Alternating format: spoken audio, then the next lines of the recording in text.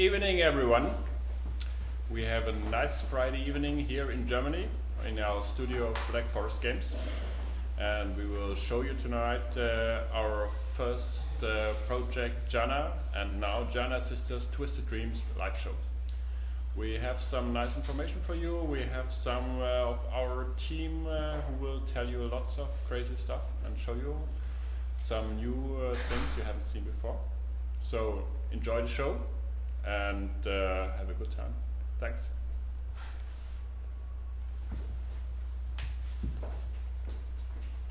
Hi guys, this is Vladimir. This is Sarah.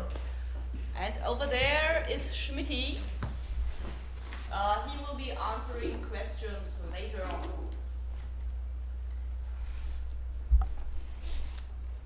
Okay, it has been quite a while since Kickstarter ended now, and of course we have been busy. So, Vladimir, can you tell me what's new? Well, tons of things. First of all, you noticed that the community management team, recovered from the intense Kickstarter campaign, Yeah. and they brought to you this show itself, the setup, everything.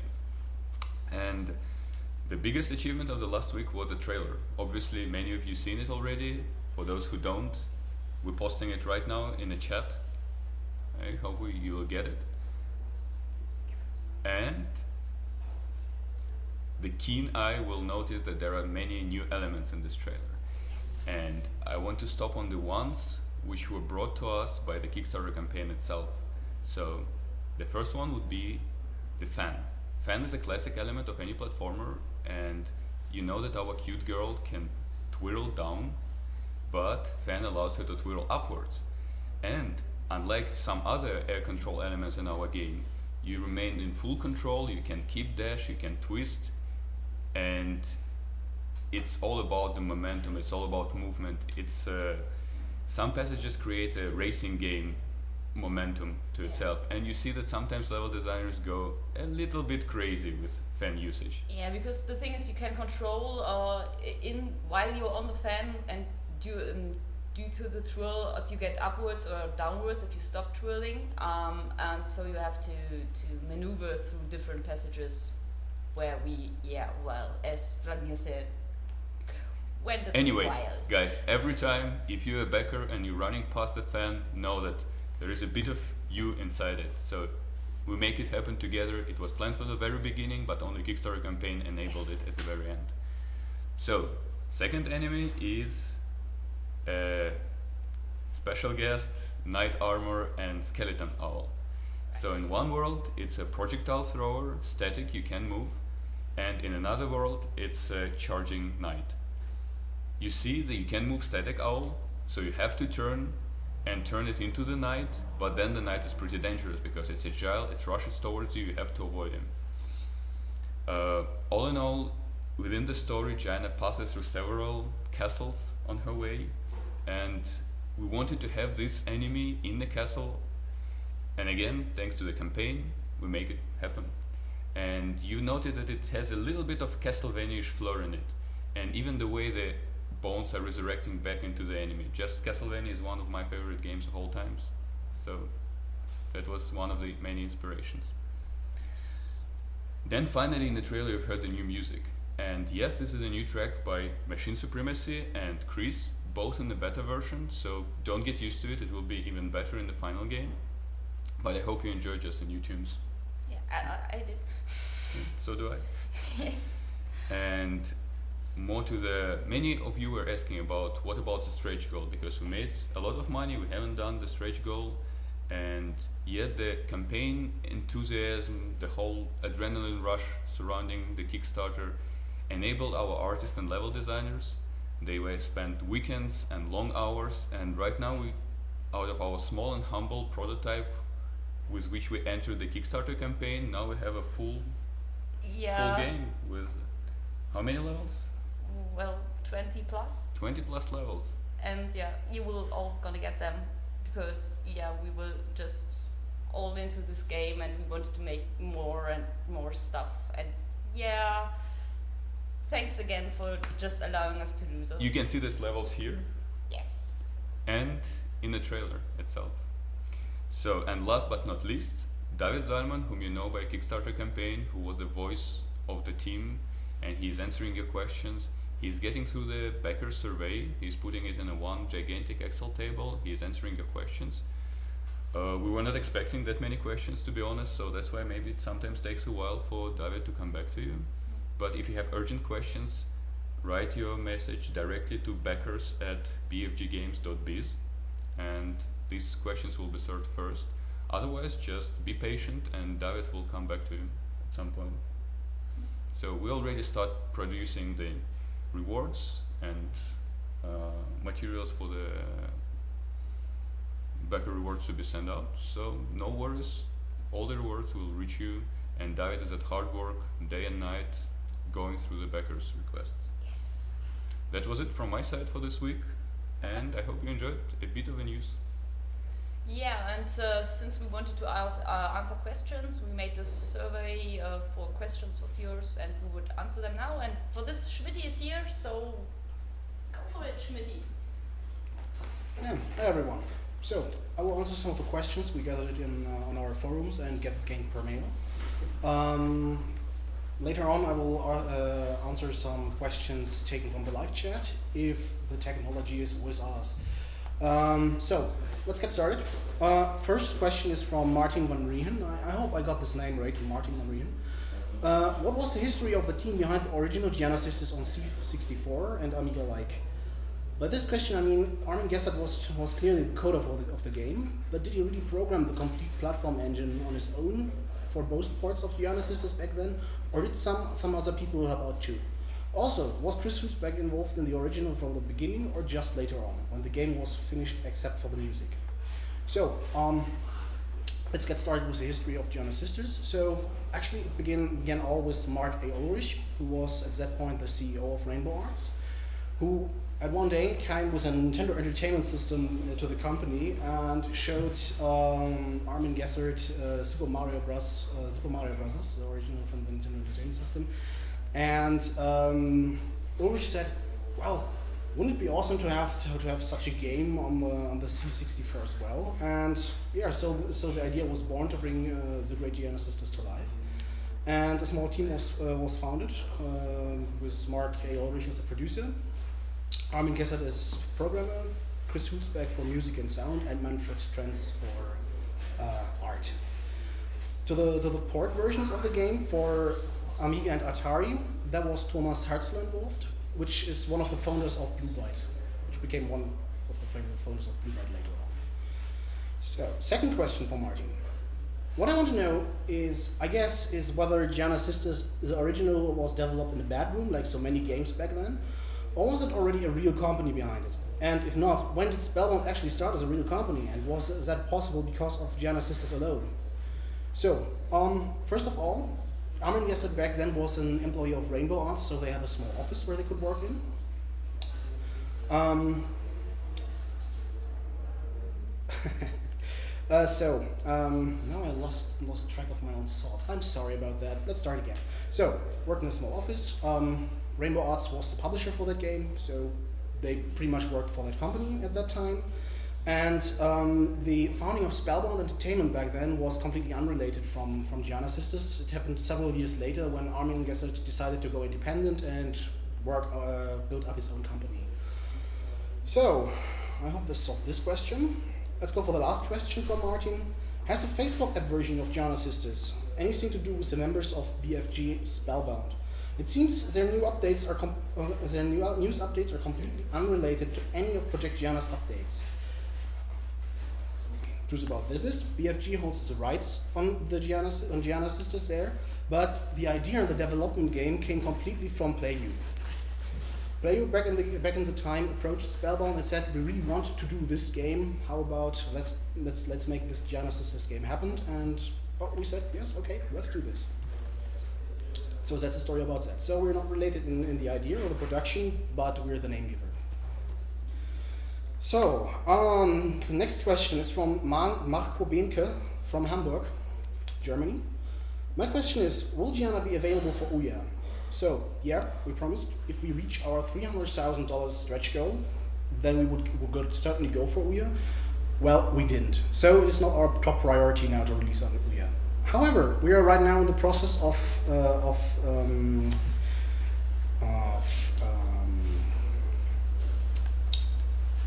checking the whens, hows, and ifs for all potential platforms. So stay tuned. In the future, we will have news what other platforms we will support and in what order. So the next question is from Your Time Master. I couldn't find the time to read the forum, but will be some kind of co-op implemented, or maybe even a mini multiplayer like Rayman or New Super Mario Bros. Or do you have plans to bring this kind of feature out with DLCs? So in this point, I have to disappoint you. We will not do any co-op multiplayer for Giana Sisters anytime soon. Adding a co-op multiplayer was at a certain point on our tables, but at that point we decided it would be too cost intensive and too difficult to add to the already half finished game a co-op multiplayer modus. So we shelved the idea and considering to add a co-op multiplayer for a potential successor of Giana Sisters Twisted Dreams. So the last batch of questions is coming from the Archon. In fact, he has we have 6 of them. Let's see if I can browse relatively quickly through them. First question: since you made it partway to the stretch goal, will the game be slightly larger than 16 levels, or will hardcore mode be present? Have the exigences of Kickstarter eaten up more than expected? Would any of the stretch goal stuff be slated for future additional content that certain Kickstarter backers will get for free? So, as Vladimir told you already at the beginning, we are providing 20 plus levels. The whole company is basically was pretty super hyped and amazed by the great responses we get. So we are now working partially overtime to get the job done and provide you with these 20 plus levels. So everything we've laid down in our stretch goals and which we have not reached, it's not for the trash can. We will still use it. It will either reach Giana Sisters Twisted Dreams later in DLC, or be later implemented into a potential successor to the game. So, second question from the Archon. What's your current greenlight numbers? I wish I could answer you this question, but currently the data we got on greenlight is pretty much limited by Steam itself, so we would only know for sure when they finally announce these games have been greenlight and you are part of it. So actually we're waiting for that. So third question: has the shipping date changed any, or is it still at the estimate of October? No changes here. The release date is the 23rd of October, and we're trying, and we hope we'll fully greenlit by then. Anyway, if we don't receive green light by then, the backers will definitely, from the Kickstarter campaign, get their versions on the 23rd of October. That's for certain. First question from the Archon. No plans for mod tools apparently. Can you spend a minute or two explaining why? So, we're here at Black Forest Games using highly specialized tools and using licensed middleware in between. So, because of the licensed middleware, there could be legal issues, so we're not taking any risks there. Second part about this is our functional pipeline. At some point during the production, we're accessing local servers here, and that would be really difficult for us, or very costly, to make this usable for exterior access. So, the fifth question: can you say how you got both Chris Hulsbeck and Machine Supremacy on board? Was there plans to get them both from the start? In fact, Chris was working pretty close with us from the start, from the beginning of the project, and most of the data we got delivered pretty early from him. Currently, he's working on other projects, but we're staying in touch. So if we need anything, we'll just yell. About Machina Supremacy, Jean-Marc later could tell you an anecdote about that, so I would save this for him.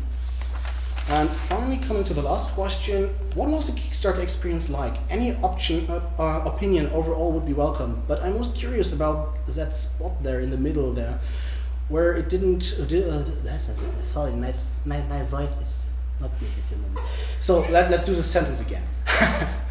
So, any opinion overall would be welcome, but I'm most curious about that spot in the middle there where it didn't look good and trend lines predicted that the funding would fail. So, what I can say about this is we were a typical successful Kickstarter. We had a bump in the beginning, We had a valley in the middle and a strong peak during the race for the finish. Why the valley was so deep with our Kickstarter project was actually part of the dates we chose to go Kickstarter. During that time, and we weren't at the beginning aware of that, whereas Gamescom in Germany, biggest game show here in Germany, and the PAX in the United States. So the press was really super busy with other stuff at that point, so we didn't get much attention. So that's basically it about the deep valley during the Kickstarter project. So I guess that's it for the first batch of questions for now. I'm giving the mic back to Sarah, and see you soon for your questions. Hey, we are back. Oh. And yeah, as you can see, we have a show with a twist. So Vladimir transformed into Jean-Marc, our creative director, who's now here to answer a few questions that were asked quite often over the Kickstarter campaign and afterwards. So first of all, many people wanted to know why we would do Giana. What's the history behind this? What do we have to do with it? How did we get there? So. Yeah, so actually, beside the fact we had the Great Giana Sisters as a base, everything started in 2008, where mobile phone port was made, and it was pretty successful.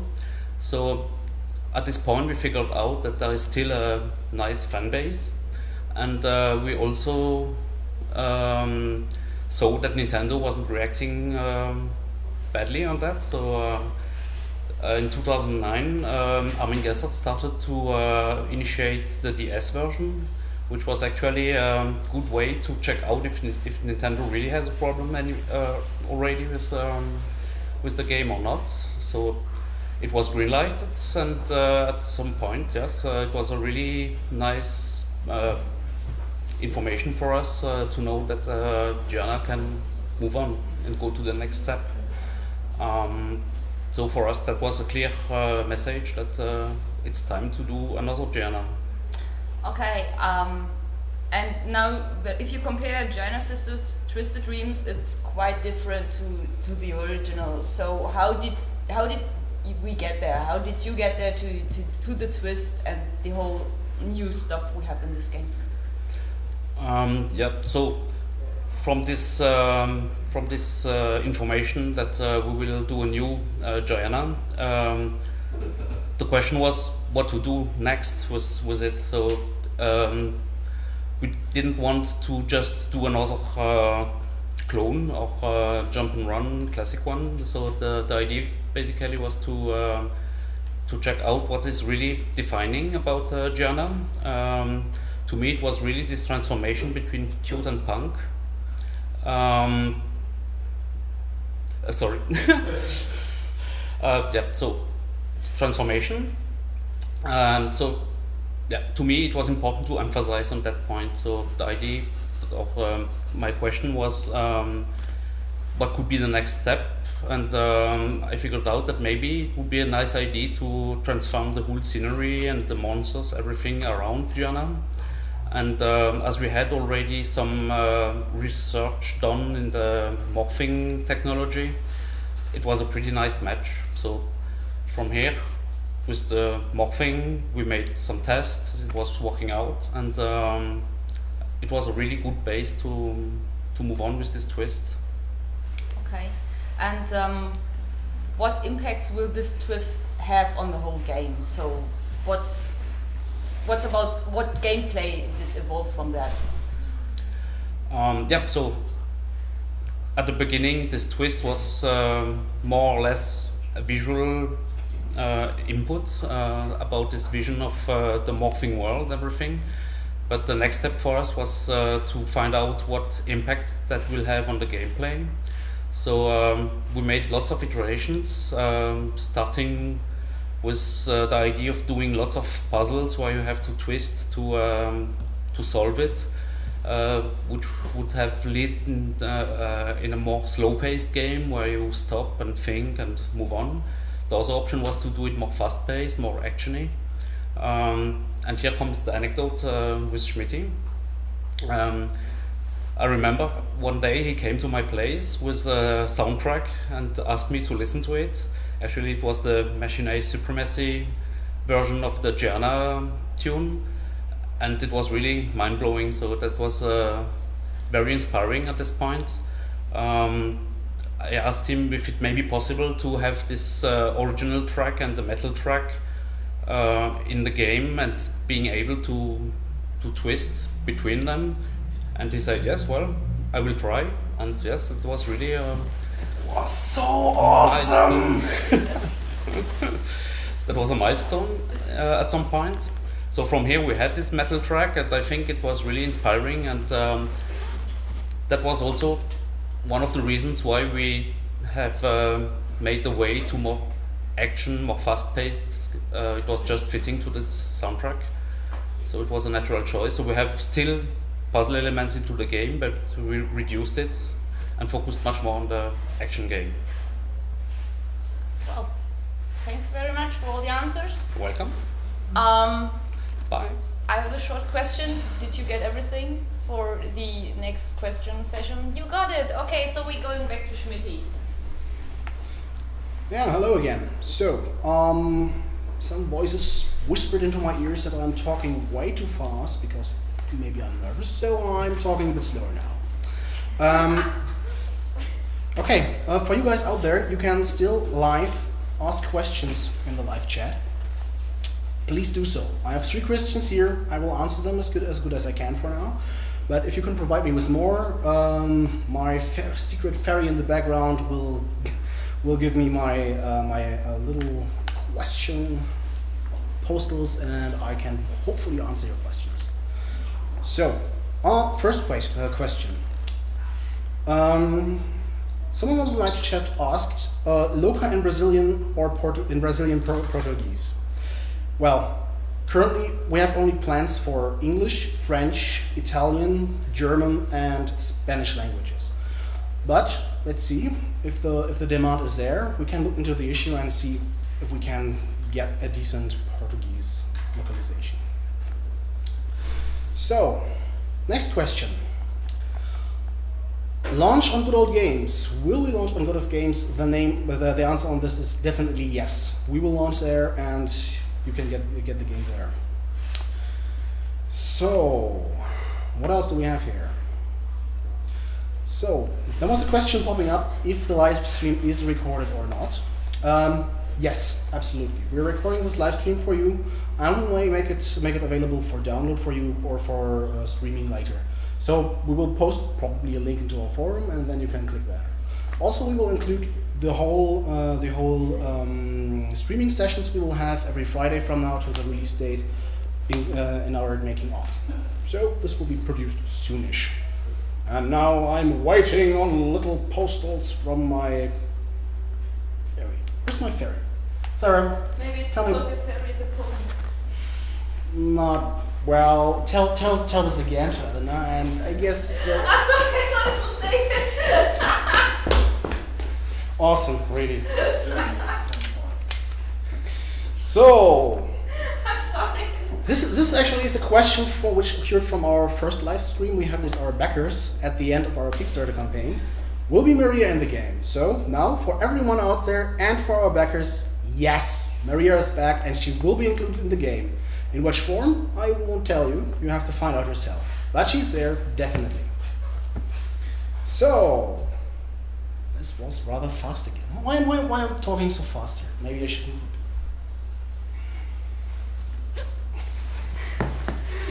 I think he wants me to get there. Okay. So. But now you can say come to me. That's it, both of you. Oh, wonderful. This moving around makes me a bit nervous. I was never planned to do that, so.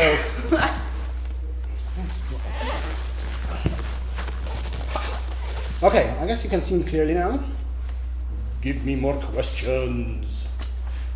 The Overlord demands questions. Well, yeah, you're awesome, Nico.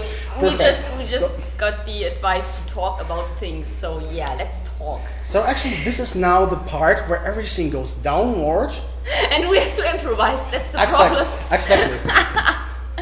next question. Another question arrives. So. White cheese. White cheese. White cheese. This is a question. Should I answer that one? I can't answer that one actually. Why choose an erotic artist for character design? In brackets, Picomi. I don't know. Seriously, I don't know. It was actually Picomi was chosen as an artist for a project during the Giana Sisters DS production, and actually I was not involved. So this is a question I have to leave open for some point when we can answer that in the forum, or maybe later if someone jumps into the trenches here and helps us with that. So yeah, back to the improvised part. You remember our first live stream? That was in hell of a journey. For 1 hour the microphone wasn't working, and we had a pretty crappy microphone at that point. Super old thing, was lying around even in the old Spellbound days, in the old Spellbound headquarter already, and for 1 hour the attendees in the chat was making fun of us for not being audible. It was hilarious. So what do we have here? So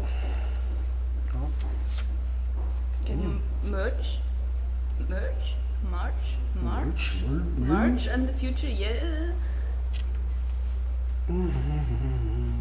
Merchandising. Wonderful. Okay. So we got it.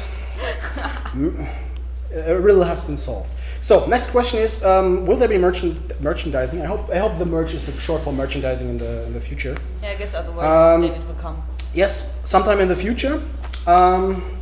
Different stuff from the Kickstarter campaign, but we will definitely provide merchandise on the project. Something which is outside the Kickstarter campaign, of course, because the Kickstarter stuff is exclusive for our backers. Next questions. Other inspirations from Giana apart from the original game? For Giana apart from the original game, actually we are a very colorful bunch of people here at Black Forest Games. We have people here from Egypt, from Germany, from France, from South Africa, from the United States, California, and so on. Our audio director is coming from the Netherlands. So yes, we're a pretty colorful bunch of people, and different tastes have mixed in this project. Simon Chapuis, our head game designer for the project, is a big fan of Donkey Kong and the old platforms from these days. So you will find elements from there. We took inspirations from everywhere where we researched and found stuff which was fun in our opinions. And every single of these influences has added to the game to create a really unique experience in the end. So after. No, what? Okay, we have time for another question, if it's delivered, of course. Yeah, they. Okay, ferry inbound. And this is for Sarah. Oh, someone from the Thank you live very chat much. gave you a heart. This is cute and awesome. Look, I'm just gonna post it here. Okay, so this is What is it? this is really a question they ask the level designer now. How many polis for Giana? Well, I will go and see if I can find an artist. Okay, please. What was it? How many polis? That's a question for Boris because he was modeling Giana. Oh, we have the answer. already got the answer. We have the answer on the polygon question. The question is how many polygons have we used for Giana? So, and the answer is 13,000, and most of them for the hair. Yes, so you can see she's a girl. Yes, using lots of resources just for her dressing up in the morning. It really drove our animators and modelers crazy. Oh yeah. You know how crazy it is to model, to hand animate so much hair. It's crazy. Okay, so I'm now moving back to my original position out of You're the leaving trenches. me. Well, I would like to stay, but Can you please you get another? Someone thinks okay, someone thinks I'm cute. Actually, well, I guess it's a beard. The beard is doing that, right? Isn't it? Or is it just... I think it is because I think the same way. Okay, awesome. It's just because Thanks. you're so famous, and Yes. that makes you just so cute. Yeah. Wonderful. Okay. So I'm gonna go to. No, you have to stay here because lots of people are interested how to get into the games industry. So tell me a little bit how you.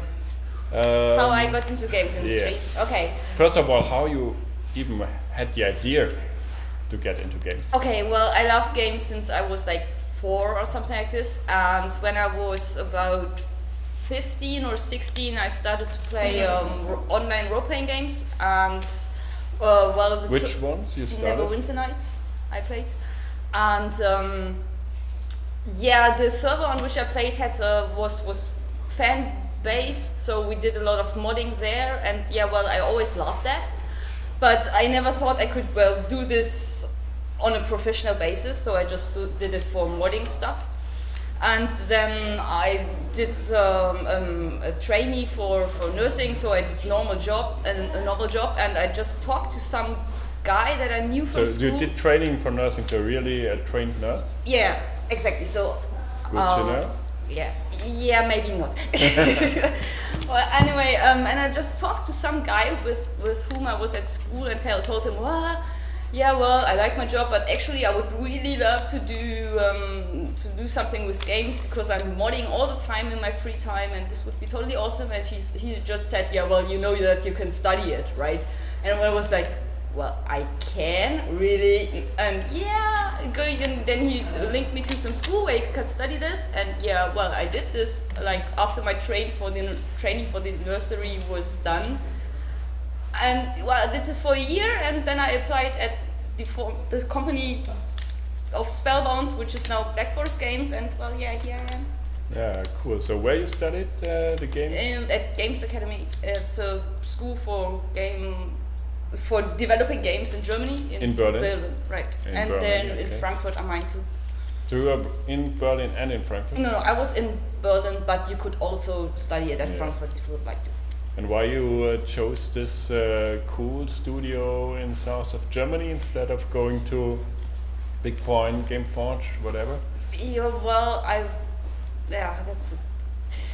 Because we are totally awesome! Yeah, of course, this and well, we had teachers from the studio at this point at Games Academy who taught us a lot about the studio. So I liked it, and yeah, well, I didn't want to do browser games or something like this for the start. So Big Point wasn't really an option, or Gameforge wasn't really an option, and well, I only applied here because I didn't know where else to go. So because I thought, hey, I want to go here, and yeah, here I am.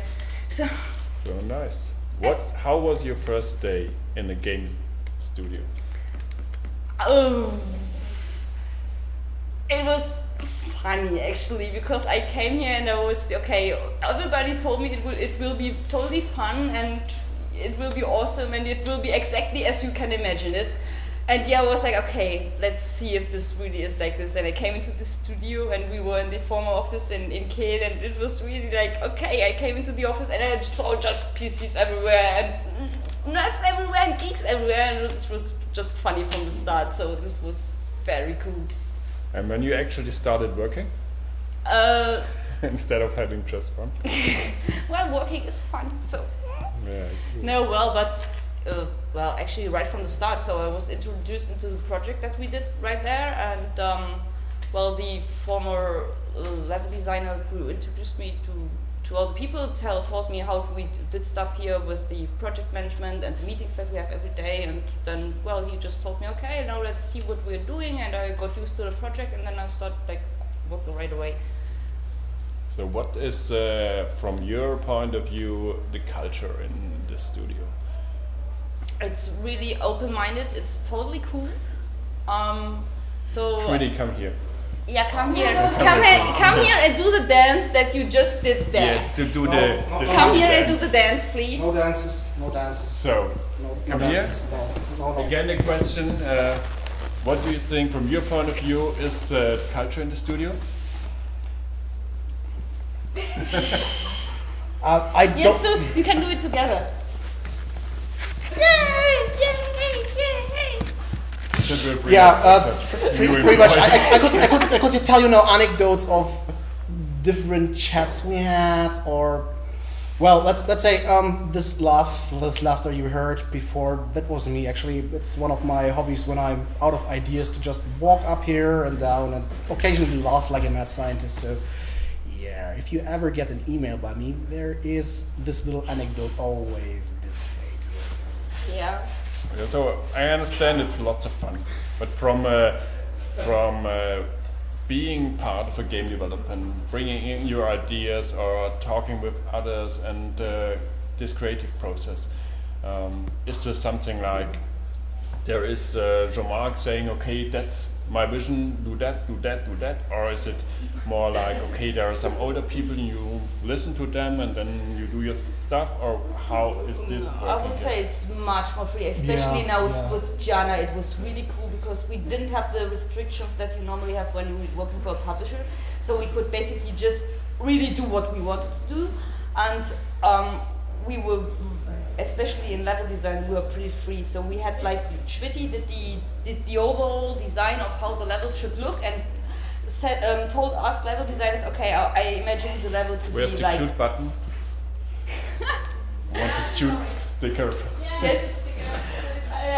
For example, and he told us, okay, I imagine the level to be challenging like this, and this feature, this should be featured, and then we just, okay, got started on this level, and this was really the only restriction that we had, so we could really outlive our creativity with the levels, and this was pretty awesome.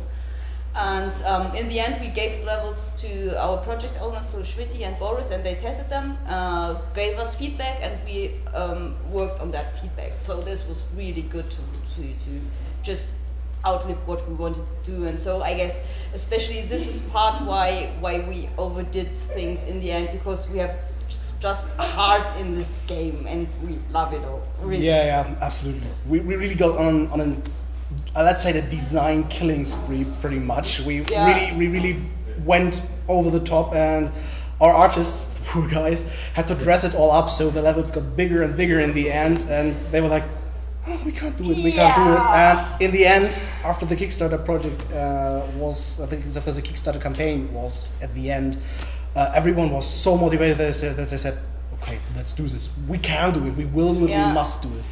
And well, yes, we're still working on it. So behind the screen, you can't see right now, still people are working on the project.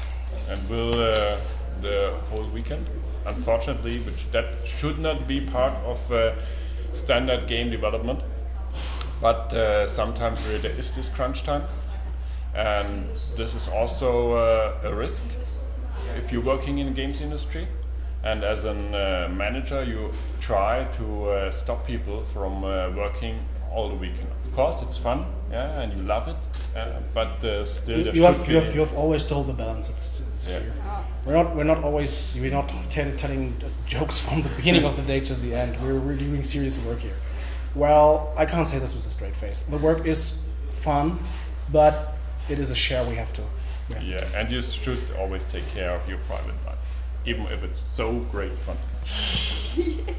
So today we tried to implement our live show. We are now about 10 minutes to 8. So thank you very much for joining.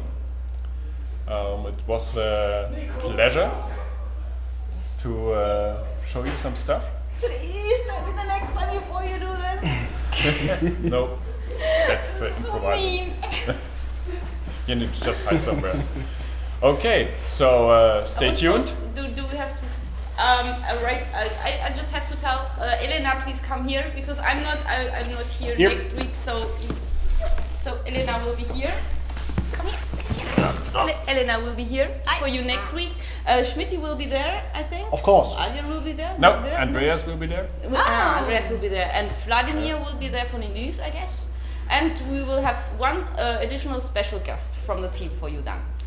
And a special greeting to Misha, whose daughter just broke her arm 2 hours ago. But everything is fine. It's the left arm, so she still can go to school. Sorry. Get better soon. Get better soon. And see you all next week, Friday afternoon. Bye. See you guys. Bye. Bye.